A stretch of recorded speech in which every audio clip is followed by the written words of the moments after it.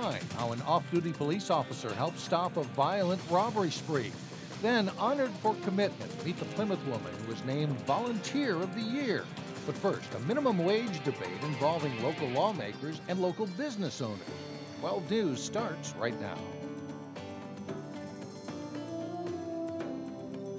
Minnesota could soon see its first minimum wage increase since 2005. Hello, everyone, and thanks for joining us. I'm Mike Johnson. And I'm Alexandra Renslow. The House Ways and Means Committee approved a bill today which would raise the minimum wage to $9.50 per hour by 2015.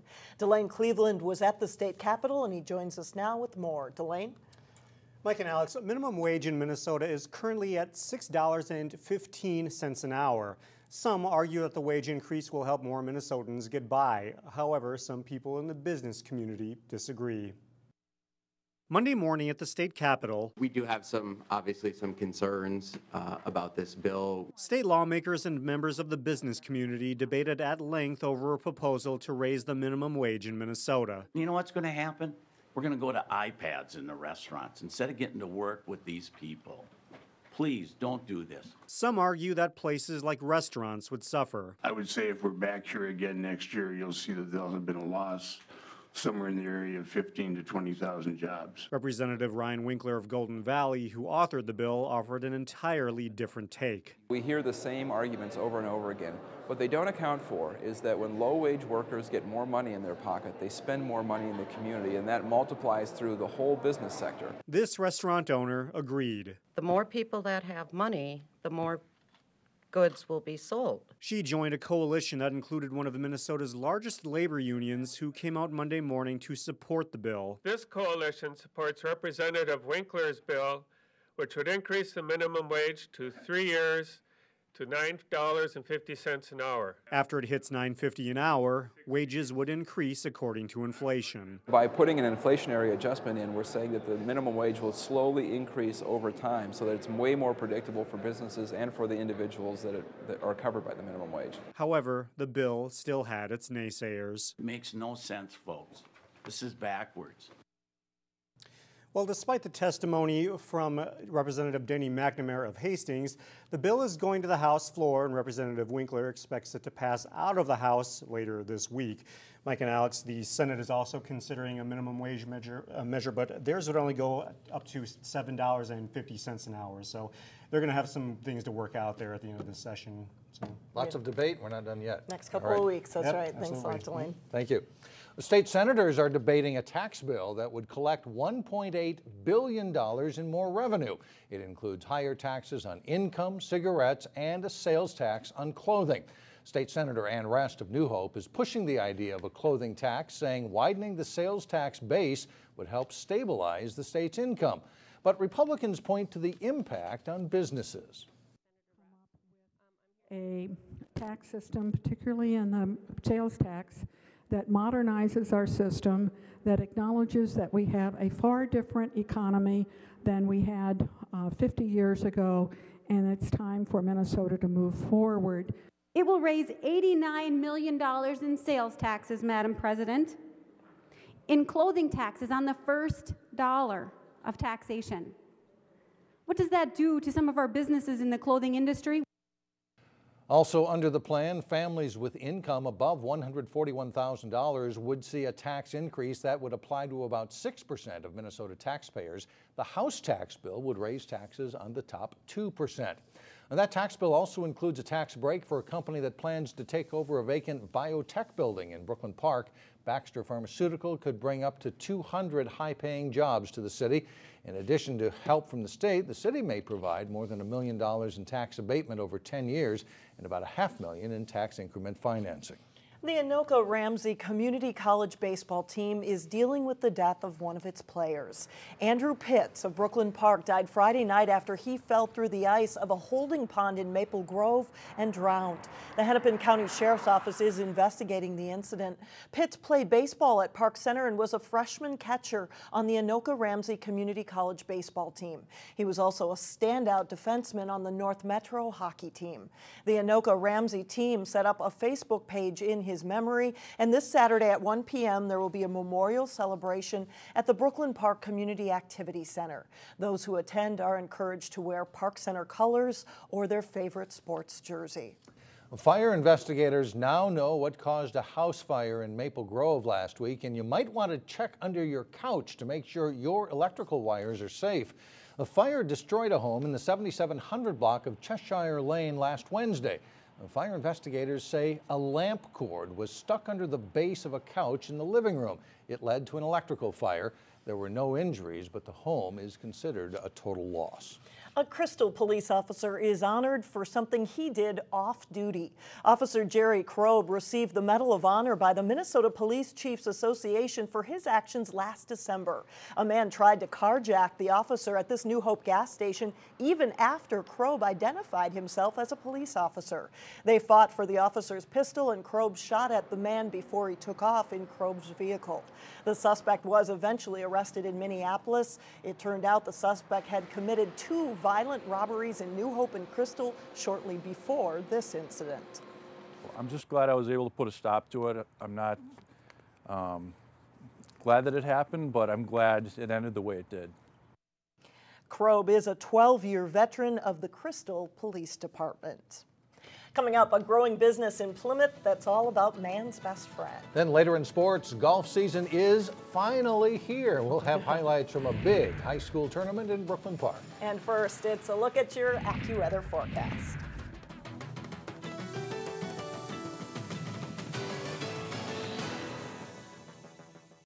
The economy is growing just at a snail's pace. But there are jobs out there that are expected to take off in 2013. According to CareerCash.com, there are 5 careers expected to produce significant job growth. They include financial planner, audiologist, software engineer, and biomedical engineer.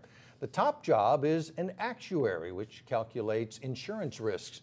The rankings weren't just based on job growth, but another key factor as well, personal fulfillment. So what was the worst job? According to CareerCast.com, it is newspaper reporter, ranking just below being a lumberjack. I don't know what the correlation to that is. That's right.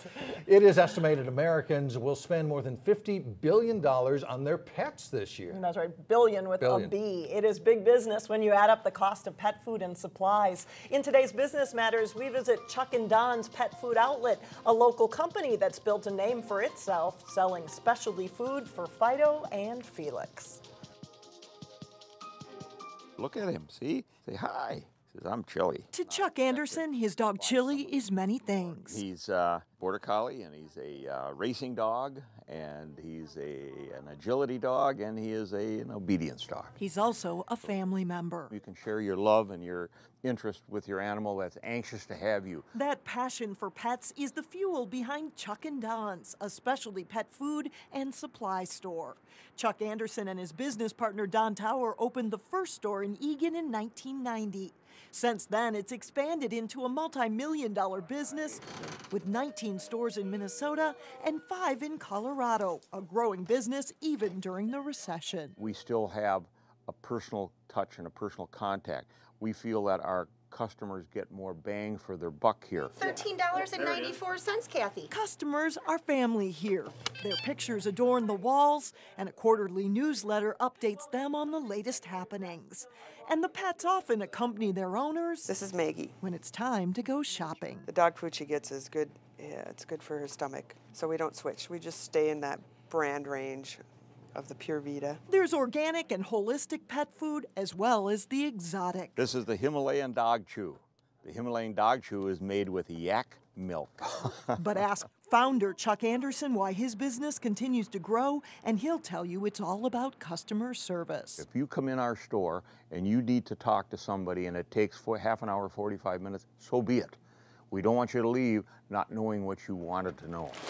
Here, employees carry the food out to your car. Down the hatch it goes, Chili, Chili, look what I got. And there's often a treat waiting around the corner for your furriest family member. Good job. Excellent dog. Through donations and matching funds, Chuck and Don's also gave more than $200,000 to animal-related causes last year. So they've really seen that business grow since 1990. No doubt. All right. Up next, is your child struggling to read? Well, later in the show, we'll show you some special reading helpers making a difference at Zachary Lane Elementary. But up next in sports, some of this area's top track and field athletes showcasing their talents. John Jacobson has that and more when we come back. John Jacobson with sports. Good to see all sorts of people get out and do what they've been training to do for a long time, including track and field. Golfers, track and field athletes, baseball, softball. Yeah, it was kind of a fun weekend for that, wasn't it? Hamline University in St. Paul is the home of the state track and field meet. Many of the top performers come together at the college early in the season for the Hamline Elite Meet. Highlights from this one in the boys 100-meter dash. It's a good race. And Champlain Park's Emmanuel Aguijar wins it with a time of 10.84 seconds. Aguijar also takes second in the 400. 4x200 relay. Wayzata anchor Jeff Borchard with a good kick down the stretch wins it. The Trojans team of Anthony Clark, Joey Colpine, Chris Pearson, and Borchard also win the 4x100. Boys high jump. Michael Sales takes third place for Champlain Park.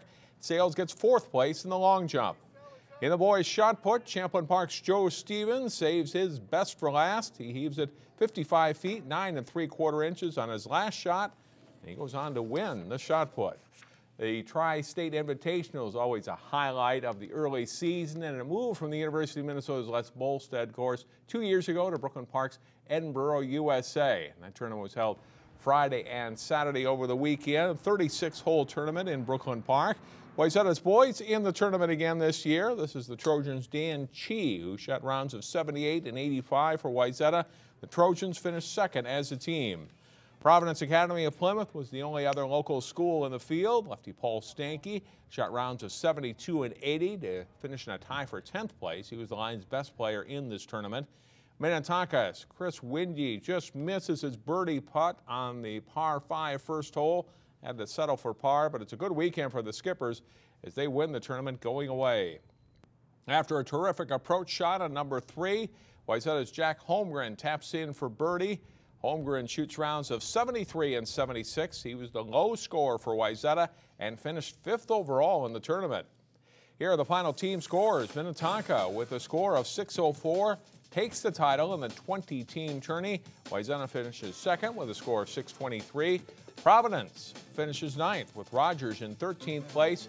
Chris Captam of Rochester Century wins medalist honors with rounds of 71 and 68, 5 under par for that tournament.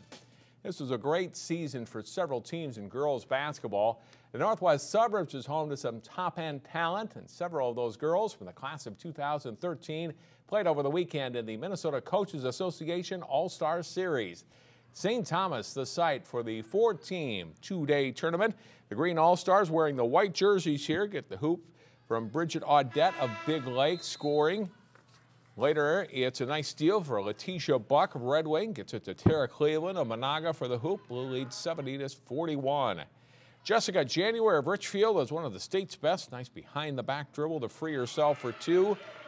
Lachey Holt of St. Paul Humboldt scores inside for the Blue All-Stars, and they are up 90-60 at this point. Hopkins teammates Aaron O'Toole and Michaela Shackelford combine here for the assist and hoop for the Green All-Stars. And late in the game, that's why he said it's Katie Schultz knocking down the jumper, but it's the Blue All-Stars beating the Green team 100-70. In the second semifinal, the Maroon All-Stars in the light jerseys, the gold team in the dark uniforms. Janae Morton of Osseo hitting a three-pointer for the gold. Angie Davison of Maple Grove gets the steal, scores, and is fouled by Morton as the Maroon leads by 4. Their high school coaches, Mark Metcalf and Mark Cook of Maple Grove, the coaches for the Maroon team. Osseo Seminum will come and hit for the gold All-Stars coming up here for a bucket in the lane. And this basket will pull her team within 6 points. A pretty good contest in the first half. Second half highlights. Leah Zabla of Providence Academy battles down low and scores a tough hoop. The Maroon All-Stars, though, go on to win the game over the gold 83-61. In the championship game Saturday, the Blue All-Stars won 105-97. The Green team won the third-place game over the Gold. A lot more prep sports going on today and tomorrow. We get this nice weather, and we'll see what happens at the end of this week. But so far, so good early in the week. Some good basketball there, Yeah, too. it was. Very good talent. Thanks a lot, John. Well, still ahead, the best reading partner on the planet. Plus, meet a Plymouth woman named Volunteer of the Year. We'll be right back.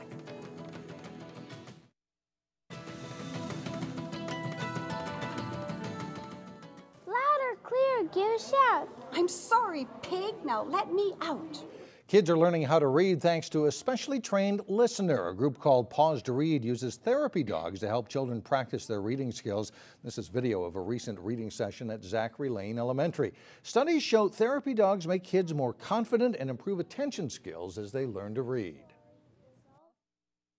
What's so nice about reading with one of the dogs is you get a non-judgmental, relaxed listener, and the kid just likes to be able to sit down, get comfortable, and read the book. Oh. The dog is never going to correct them, make fun of them, or anything like that. They just get a nice, relaxing time. At Zachary Lane Elementary, dogs work with first and second graders every week. Well, for more than a decade, she's shown up for her shift like clockwork. But while she hasn't collected a dime for her work, Leslie Ostrom says she gets as much out of volunteering as she puts in. Renee Bonneau explains what makes Leslie and Arcs Value Village perfect partners. On any given Wednesday afternoon, here we go. Buzzing around Arcs Value Village in New Hope is Leslie Ostrom. She will unpack, she will tag, she will sort. She'll be on the sales floor. She'll do whatever we need her to do. Like these are women's tops. And then you try to sort them according to size and color too. Leslie began volunteering here in 2001 because she was impressed with the mission of the ARC Greater Twin Cities. Promotes and protects the rights of individuals that are developmentally and intellectually disabled. So I just honor those rights. And she has honored her commitment. Even when her husband developed Alzheimer's 3 years ago, she continued to come on a weekly basis. She kept her commitment despite having these personal things going on in her life and dealing with her husband's illness. And so that just shows her dedication through and through. The staff and the volunteers here have been very supportive. Leslie says coming here actually gave her comfort during that difficult time. During his illness, and then he did pass away last December. Over the past 12 years, Leslie has donated about 1,700 volunteer hours. Consistency is what's really, really needed for us because those donations never stop. The ARC will honor Leslie as the Value Village Volunteer of the Year at its annual meeting May 4th. Oh boy. Leslie says she doesn't show up each week for the accolades. She's here because it's the right thing to do. I think any of us that are fortunate enough to have friends and family and income, I think it's important to give to others. In New Hope, Renee Bonneau, 12 News. And that's it for us. We'll see you back here tomorrow.